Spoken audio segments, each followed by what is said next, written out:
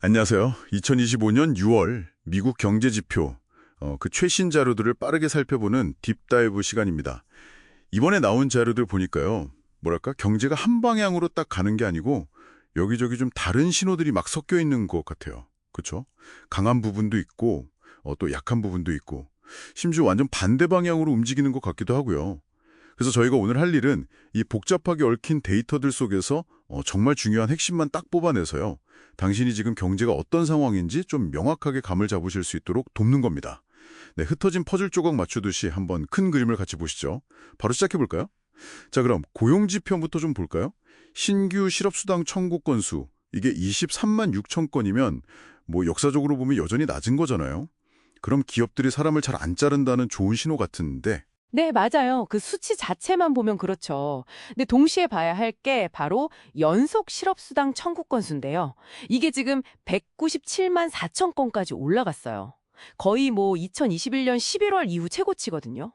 그게 문제네요. 그러니까 신규 실업자는 적은데 한번 실직하면 계속 실업 상태에 있는 사람이 늘었다 이 말씀이시죠? 정확합니다. 바로 그 점이 현재 고용시장의 어떤 이중적인 면을 보여주는 거예요. 해고는 잘 안 당하는데, 일단 일자리를 잃으면 새로 구하기까지 시간이 훨씬 더 오래 걸린다는 뜻이죠. 그래서 뭐 고용도 해고도 없는 no hire, no fire 상태다. 이런 분석까지 나오는 거고요. 고용도 해고도 없다. 흥미로운 표현이네요. 속을 들여다보면 노동시장의 열기가 식고 있다는 아주 중요한 신호로 봐야 합니다. 특히 뭐 의료나 일부 서비스업 빼고는요.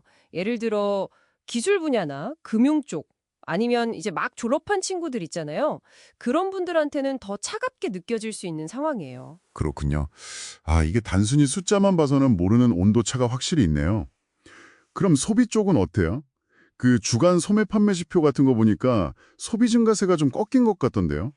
5월 만에 6% 넘던 게 최근에 4%대로 내려왔고 또 5월 전체 소매 판매는 아예 줄었다는 얘기도 있고요. 이건 뭐 소비자들이 확실히 지갑을 닫기 시작했다. 이렇게 봐야 할까요?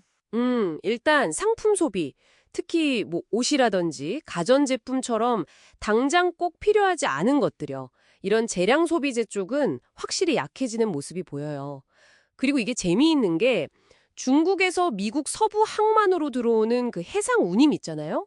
그것도 3.6% 내렸거든요. 그러니까 미국 내에서 상품 수요가 주니까 자연스럽게 운임도 좀 약해지는 그런 맥락으로 같이 볼 수 있는 거죠.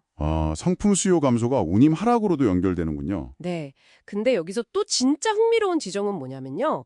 사람들이 물건 사는 건 좀 줄이는데 이상하게 여행이나 외식 같은 서비스 소비는 계속하고 있다는 거예요. 마치 뭐랄까, 새 옷 사는 건 좀 미루는데 친구들이랑 저녁 먹는 약속은 꼭 지키는 그런 느낌이랄까요? 에너지 소비도 여전히 견조하고요. 허허, 비유가 재밌네요. 그럼 지출의 우선순위가 바뀌고 있다 이렇게 볼 수도 있겠군요. 네, 그렇죠.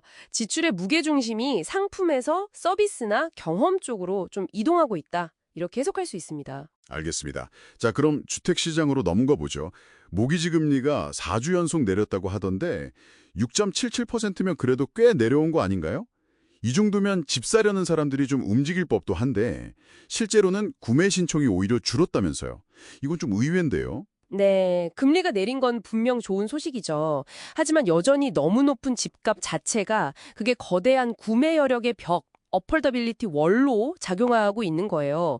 금리가 조금 내렸다고 해서 그 비싼 집값이 갑자기 감당 가능해지는 건 아니니까요.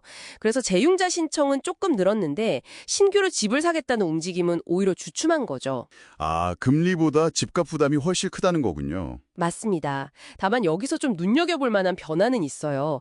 평균 대출 신청 금액이 줄어들고 있다는 점, 그리고 정보보증 대출, 그러니까 FH 대출 비중이 17.8%에서 19.3%로 늘어났다는 점이에요. 그건 뭘 의미하나요? 이게 뭘 시사하냐면요. 사람들이 이제 좀 더 저렴한 주택, 좀 더 작은 규모의 주택으로 눈을 돌리면서 어떻게든 이 시장에 좀 진입해 보려고 하는 그런 움직임으로 해석할 여지가 있다는 거죠. 집값 부담 때문에 좀 더 현실적인 대안을 찾고 있다. 이런 거군요.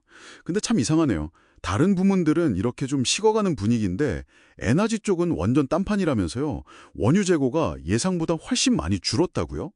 580만 배럴이나. 네, 맞습니다. 그 정유시설 가동률을 보면 94.7%로 굉장히 높게 유지가 되고 있거든요.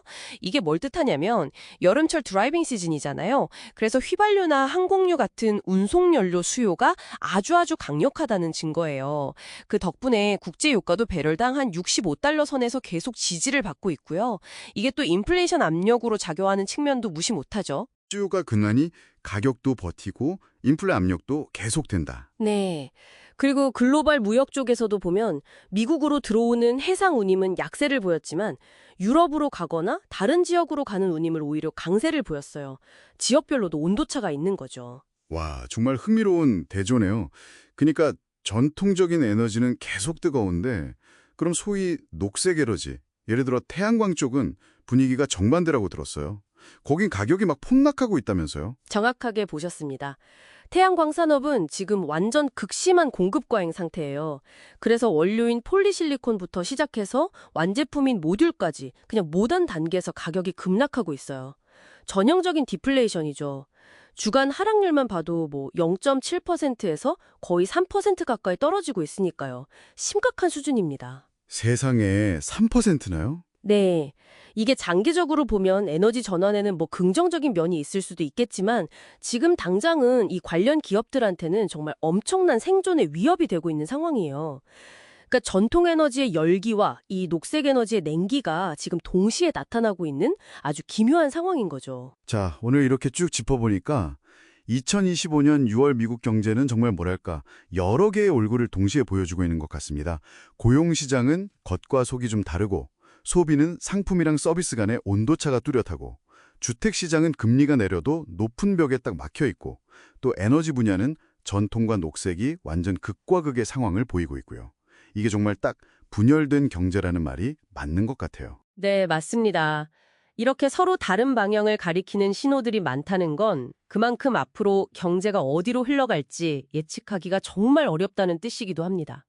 과연 이 상품 소비 둔화의 어떤 차가운 기운이 서비스나 에너지 쪽에 온기마저 식혀버릴지 아니면 여전히 뜨거운 부분들이 경제 전체를 어떻게든 떠받쳐 줄 수 있을지 정말 알 수가 없는 거죠. 그래서 마지막으로 당신에게 이런 질문을 한번 던져보고 싶습니다. 이 전통 에너지 쪽의 인플레이션 압력과 또 태양광 같은 녹색 기술 분야의 디플레이션 압력이라는 이 극명한 대립이요.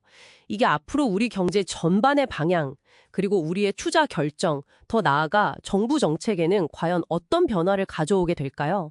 이 질문에 대해서 한번 깊이 생각해 보시면 어떨까 싶습니다.